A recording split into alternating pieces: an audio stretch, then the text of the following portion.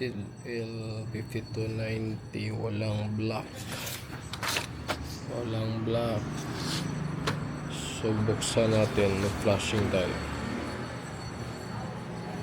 So tignan natin yung hose niya kung wala bang leak at wala bang papel dito. So paglabas nito dito, ikutin mo lang dito, tapos ganyan, check mo walang papel dito at walang leak at saka may enough na ink. Tapos ilagay natin to sa external para dito mapuno agad. So ready to flashing na tayo. External ang nilagay ko dito para di mapuno yung original nya. Tapos mag power flashing tayo dito. Pwede din mag power flashing gamit ang maintenance tab, pero pang isang beses lang yun within 12 hours. So try natin ta. Ayan. So sa unit na pala ito, pwede pala tayong dito na mag flash, no need na yung laptop. Pero again, once lang to every 12 hours.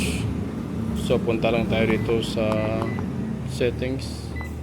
Hindi sa maintenance pala. Okay. Dito sa power cleaning. Okay.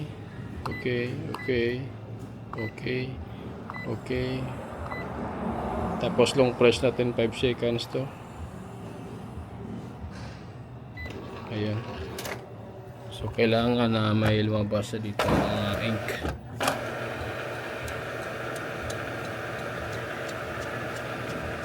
Ayan. So may lumabas na ink. So indicate yan na posibleng okay lang yung washboard niya. Kasi malakas na yung yan. Malakas yung labas ng ink. So baka plug yung black or baka kulang lang yun sa ink. May mga may vacuum doon kaya walang laman.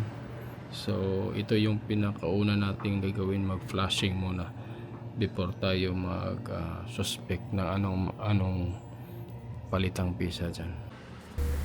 So ayan, mag nozzle checking na tayo kung okay na ba yung ating print out.